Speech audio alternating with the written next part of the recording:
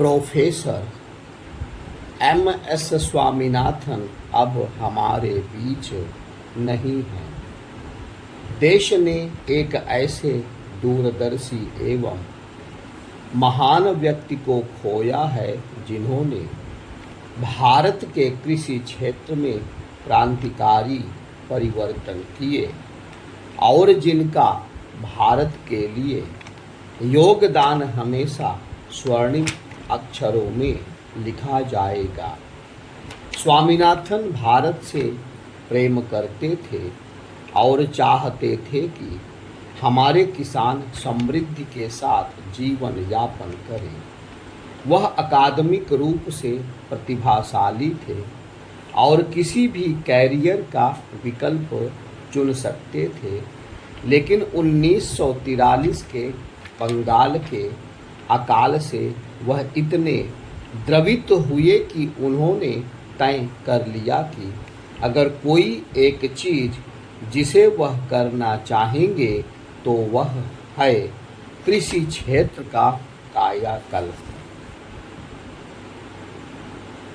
बहुत छोटी उम्र में वह डॉक्टर नॉर्मन बोरलाग के संपर्क में आए और उनके काम को गहराई से समझा। पिछली सदी के छठे दशक में अमेरिका ने उन्हें एक फैकल्टी के तौर पर जुड़ने का आग्रह किया, लेकिन उन्होंने अस्वीकार कर दिया क्योंकि वह देश के लिए काम करना चाहते थे। आज हम सभी को दशकों पहले की उन चुनौतीपूर्ण परिस्थितियों के बारे में विचार करना चाहिए जिनका स्वामीनाथन ने डटकर सामना किया और देश को आत्मनिर्भरता और आत्मविश्वास के मार्ग पर ले गए। आज़ादी के बाद पहले 2 दशकों में हम कई चुनौतियों का सामना कर रहे थे और उनमें से एक थी खाद्यान्न की कमी। पिछली सदी के 7वें दशक की शुरुआत में भारत अकाल से जूझ रहा था। इसी दौरान स्वामीनाथन की प्रतिबद्धता और दूरदर्शिता ने कृषि क्षेत्र में एक नए युग की शुरुआत की। उनके कार्यों से गेहूं उत्पादन में उल्लेखनीय वृद्धि हुई। भारत खाद्यान्न की कमी वाले देश से खाद्यान्न में आत्मनिर्भर वाले राष्ट्र के रूप में परिवर्तित हो गया। इस शानदार उपलब्धि की वजह से उन्हें हरित क्रांति के जनक की उपाधि मिली, जो बिल्कुल सही है। हरित क्रांति में भारत की हम कर सकते हैं वाली भावना झलकती है। यदि हमारे सामने करोड़ों चुनौतियां हैं तो उन चुनौतियों पर विजय प्राप्त करने के लिए इनोवेशन की लौ जलाने वाले करोड़ों प्रतिभाशाली लोग भी हैं। हरित क्रांति शुरू होने के 5 दशक बाद भारतीय कृषि आधुनिक और प्रगतिशील हो गई है, लेकिन स्वामीनाथन द्वारा रखी गई नींव को कभी भुलाया नहीं जा सकता। उन्होंने आलू की फसल को प्रभावित करने वाले कीटों से निपटने की दिशा में भी प्रभावी अनुसंधान किया। उनके शोध ने आलू की फसल को ठंड के मौसम का सामना करने में सक्षम बनाया। आज दुनिया सुपरफूड के रूप में मिलेट्स या श्री अन्न के बारे में बात कर रही है, लेकिन स्वामीनाथन ने 1990 से ही मिलेट्स के बारे में चर्चा को प्रोत्साहित किया था। प्रोफेसर स्वामीनाथन के साथ मेरी बातचीत का दायरा बहुत व्यापक था। इसकी शुरुआत 2001 में मेरे गुजरात के मुख्यमंत्री के रूप में कार्यभार संभालने के बाद हुई। तब गुजरात आज की तरह अपने कृषि सामर्थ्य के लिए नहीं जाना जाता था। निरंतर सूखे, तबाही लाने वाले चक्रवात और भूकंप ने राज्य की विकास यात्रा को बुरी तरह प्रभावित किया था। उसी दौर में हमने सॉइल हेल्थ कार्ड की पहल की। हमारी कोशिश थी कि किसानों को मिट्टी को बेहतर ढंग से समझने और समस्या आने पर उसके समाधान में मदद मिले। इस सिलसिले में मेरी मुलाकात स्वामीनाथन से हुई। उन्होंने बहुमूल्य सुझाव दिए। उनका समर्थन उन लोगों को समझने के लिए पर्याप्त था जो हमारी योजना को लेकर संशय में थे। अंततः हमारी योजना ने गुजरात में कृषि क्षेत्र की सफलता का सूत्रपात कर दिया। मुख्यमंत्री रहने के दौरान और उसके बाद जब मैंने प्रधानमंत्री का पद संभाला, तब भी हमारी बातचीत चलती रही। मैं उनसे 2016 में इंटरनेशनल एग्रो बायोडाइवर्सिटी कांग्रेस में मिला और अगले वर्ष मैंने उनके द्वारा लिखित पुस्तक श्रृंखला लॉन्च की।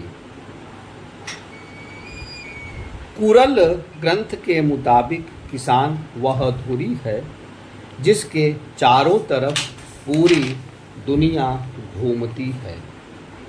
ये किसान ही हैं जो सबका भरण पोषण करते हैं। स्वामीनाथन इसे अच्छी तरह समझते थे। अधिकांश लोग उन्हें कृषि विज्ञानी कहते हैं, मगर उनके व्यक्तित्व का विस्तार इससे कहीं ज़्यादा था। वह एक सच्चे किसान विज्ञानी थे। उनके दिल में किसान बसता था। उनके कार्यों की सफलता उनकी अकादमिक उत्कृष्टता तक ही सीमित नहीं, वह खेतों और मैदानों में स्पष्ट रूप से दिखती है। उनके कार्य ने साइंटिफिक ज्ञान और उसके व्यावहारिक उपयोग के बीच के अंतर को कम किया। उन्होंने ह्यूमन एडवांसमेंट और इकोलॉजिकल सस्टेनेबिलिटी के बीच संतुलन पर जोर देते हुए हमेशा सस्टेनेबल एग्रीकल्चर की वकालत की। उन्होंने छोटे किसानों के जीवन को बेहतर बनाने और उन तक इनोवेशन का लाभ पहुंचाने पर बहुत जोर दिया। वह विशेष रूप से महिला किसानों के जीवन को बेहतर बनाने के प्रति समर्पित थे। प्रोफेसर स्वामीनाथन इनोवेशन और मेंटोरशिप को भी बहुत बढ़ावा देते थे। जब उन्हें 1987 में पहला वर्ल्ड फूड प्राइज़ मिला, तो उन्होंने पुरस्कार राशि का उपयोग एक गैर लाभकारी रिसर्च फाउंडेशन की स्थापना में किया। आज भी यह फाउंडेशन विभिन्न क्षेत्रों में व्यापक कार्य कर रहा है। उन्होंने अनगिनत प्रतिभाओं को निखारा और उनमें इनोवेशन के प्रति जुनून पैदा किया। उनका जीवन हमें ज्ञान, मार्गदर्शन और इनोवेशन की स्थायी शक्ति की याद दिलाता है। वह एक संस्थान निर्माता भी थे। उन्हें कई ऐसे केंद्रों की स्थापना का श्रेय जाता है जहां आज वाइब्रेंट रिसर्च हो रही है। उन्होंने कुछ समय तक मनीला स्थित इंटरनेशनल राइस रिसर्च इंस्टीट्यूट में भी अहम जिम्मेदारी निभाई। दक्षिण एशिया में इस संस्थान का रीजनल सेंटर 2018 में वाराणसी में खोला गया। मैं प्रोफेसर स्वामीनाथन को श्रद्धांजलि देने के लिए फिर से कुरल ग्रंथ को उद्धृत करूँगा। उसमें लिखा है, यदि योजना बनाने वालों में दृढ़ता हो तो वे वही परिणाम हासिल करेंगे जो वे चाहते हैं। स्वामीनाथन ने इस संकल्प को बेहद रचनात्मक तरीके से और जुनून के साथ निभाया कि वह कृषि को मजबूत करेंगे और किसानों की सेवा करेंगे। जैसे जैसे हम एग्रीकल्चरल इनोवेशन और सस्टेनेबिलिटी के रास्ते पर आगे बढ़ते रहेंगे, स्वामीनाथन का योगदान हमें प्रेरित करता रहेगा। हमें उन सिद्धांतों के प्रति अपनी प्रतिबद्धता को दोहराते रहना होगा जो उन्हें बेहद प्रिय थे। इन सिद्धांतों में किसानों के हितों की वकालत करना, साइंटिफिक इनोवेशन के लाभ को कृषि विस्तार की जड़ों तक पहुंचाना और आने वाली पीढ़ियों के लिए विकास, स्थिरता एवं समृद्धि को बढ़ावा देना शामिल है। मैं एक बार फिर स्वामीनाथन को विनम्र श्रद्धांजलि देता हूँ।